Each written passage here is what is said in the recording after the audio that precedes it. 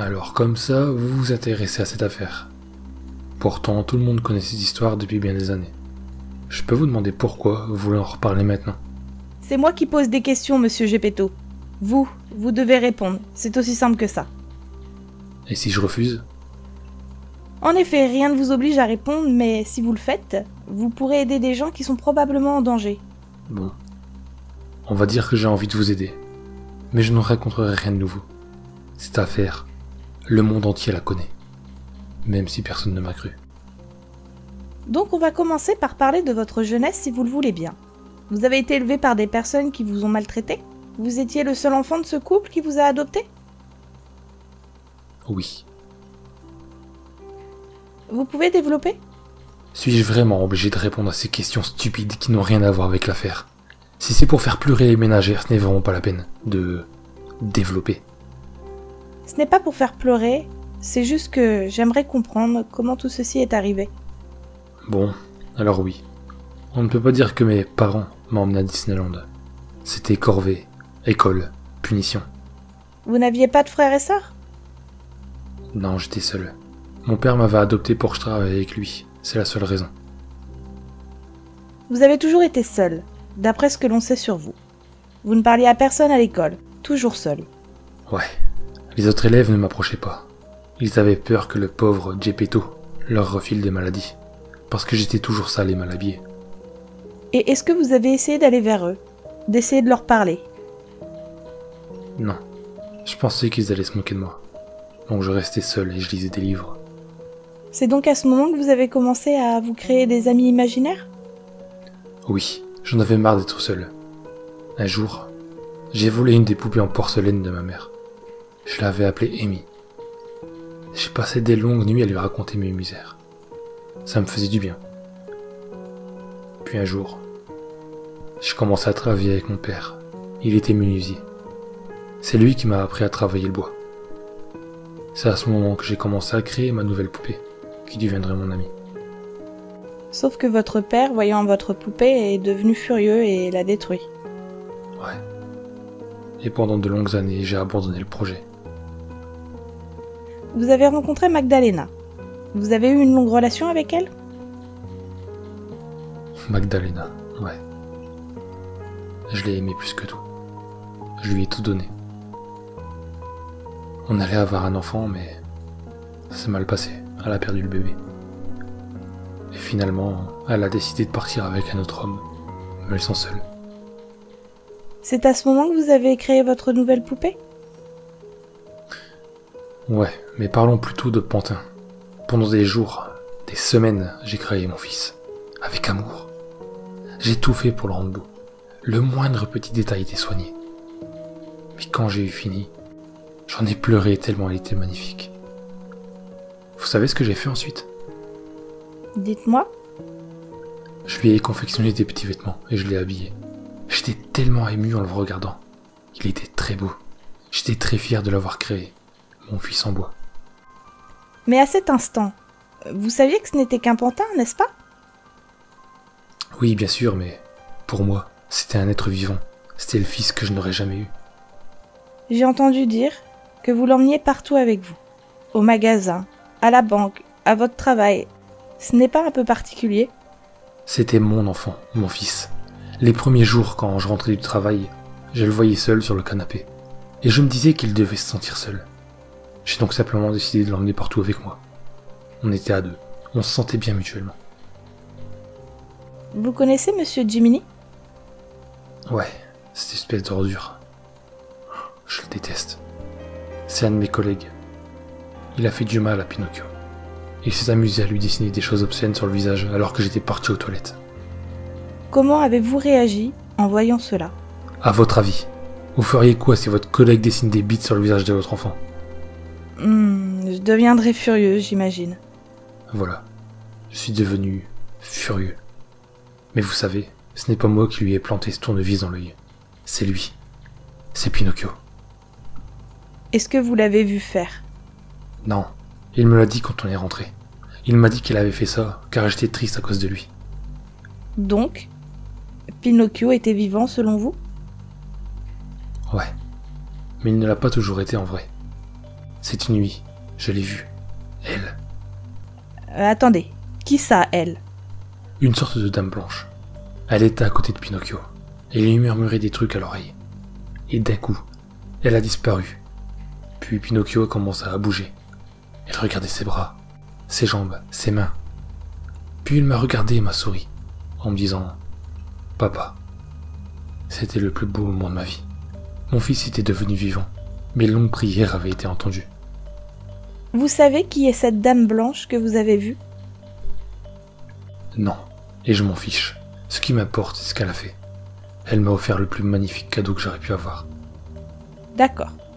Donc, vous dites que Pinocchio est devenu vivant. Mais d'après mes recherches, vous avez dit que devant les gens, vous lui avez ordonné d'être une simple poupée de bois, pour ne pas que des gens mal intentionnés lui fassent du mal. C'est exact. Il m'a toujours obéi. Je vais revenir à Monsieur Jiminy. Il dit que c'est vous qui vous êtes emparé d'un tournevis et que vous lui avez planté dans l'œil, parce que vous étiez énervé lorsque vous avez découvert sa blague. Vous vouliez le tuer. Si j'aurais voulu le tuer, ce n'est pas dans l'œil que je lui aurais planté ce fichu tournevis, mais dans le crâne. Ce n'est pas moi qui ai blessé cet imbécile. C'est mon fils.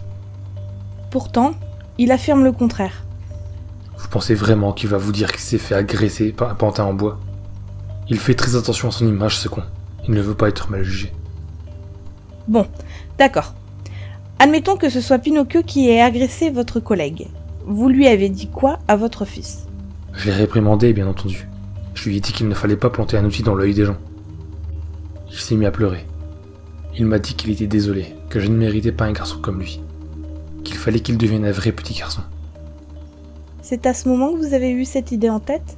L'idée d'avoir un vrai petit garçon? Non. Pinocchio était pour moi un vrai garçon. C'était mon fils, et il le sera toujours. C'est lui en revanche qui a eu cette idée en tête tout le temps. Comment le savez-vous? Parce que vous allez trouver ça curieux, mais Oh, vous savez, je pense que maintenant plus rien ne m'étonnera. je vais ignorer cette remarque. Donc je disais que je pouvais savoir quand il disait la vérité. Son nez s'agrandissait quand il mentait. Je ne sais vraiment pas comment tout cela était possible, mais quand elle disait quelque chose qui n'était pas vrai, je voyais son nez s'allonger. Et à force, il ne mentait plus. De toute façon, je l'aurais vu.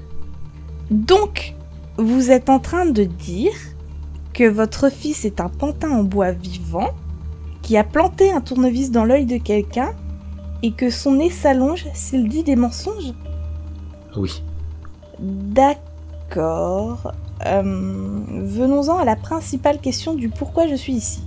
Connaissiez-vous Elliot Milo?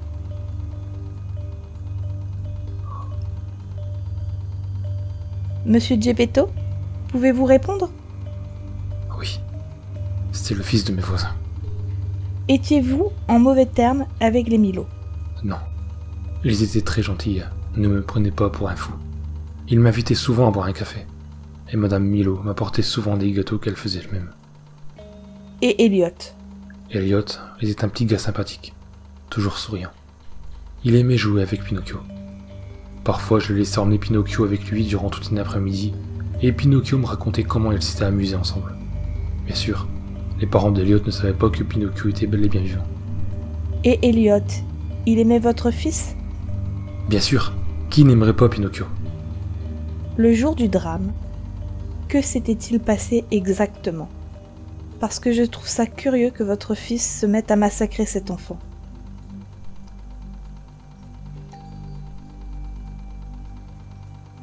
Monsieur Geppetto, pouvez-vous répondre, s'il vous plaît? Il a simplement voulu que je sois fier de lui, et que je sois heureux. C'est ce qu'il m'a dit. Vous savez, Pinocchio n'est pas un mauvais garçon. Il est d'une incroyable gentillesse. Votre gentil garçon a quand même tué un enfant de plusieurs coups de hache, lui a tranché la tête et lui a découpé la peau du visage. Il voulait me faire plaisir. Il ne voulait pas faire du mal à ce gosse. Alors dites-moi pourquoi, du jour au lendemain, Pinocchio aurait fait une chose pareille, étant donné qu'il s'amusait bien avec lui encore la veille.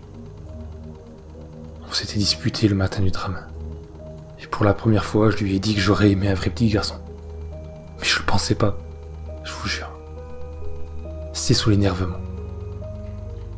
Il est sorti de la maison en colère et et je ne l'ai pas revu avant le soir, couvert de sang, et avec un masque sur le visage. Le visage d'Elliot. Et il m'a dit qu'il était maintenant un vrai petit garçon et m'a demandé si j'étais fier de lui. Comment avez-vous réagi en entendant ça? J'ai essayé de pas paniquer. Je lui ai dit de s'asseoir et de m'expliquer ce qu'il avait fait. Il m'a raconté qu'il avait été chez Elliot. Il m'a dit qu'ils avaient été dans sa chambre et que c'est là qu'il lui avait planté la hache dans le dos. Puis il lui a tranché la tête. Il m'a dit ça comme ça. Puis il m'a dit qu'ils avaient découpé le visage d'Elliot pour le mettre à sa place. C'est tout. Il est rié quand elle m'a raconté ça. Il était certain que je trouverais ça génial et que maintenant qu'il était un vrai petit garçon, nous pourrions aller nous balader à deux sans qu'il fasse semblant d'être un pantin. Il était fou de joie. Que lui avez-vous dit alors? J'imagine que ça ne devait pas être très facile. En effet. Je lui ai dit qu'avant de sortir montrer son visage à tout le monde,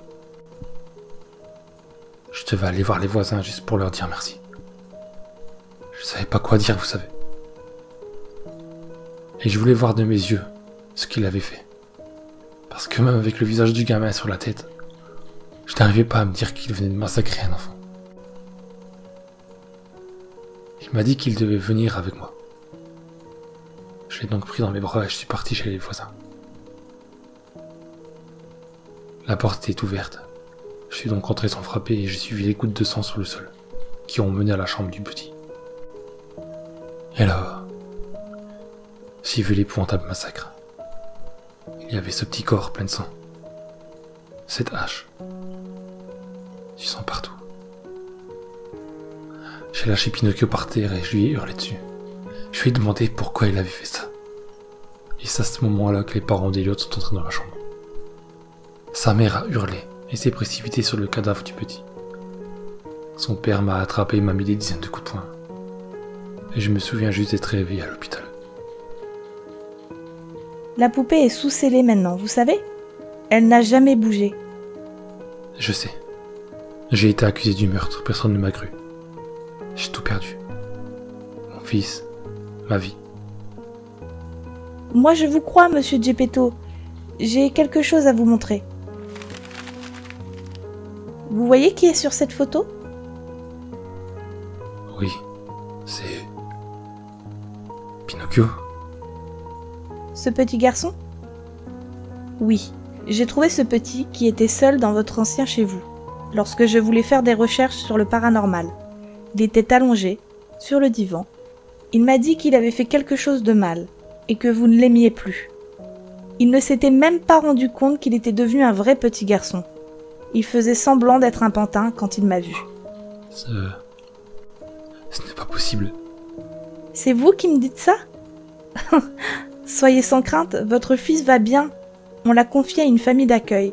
Bien entendu, toute l'histoire sur son passé a été mise sous silence. Personne n'a cru à son histoire.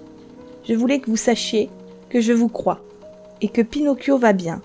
Maintenant il s'appelle Mathieu. Il ne vous a pas oublié, et il vous aime beaucoup. Bon, je dois y aller. Je voulais savoir toute l'histoire par simple curiosité. Merci de m'avoir accordé tout ce temps, monsieur Geppetto.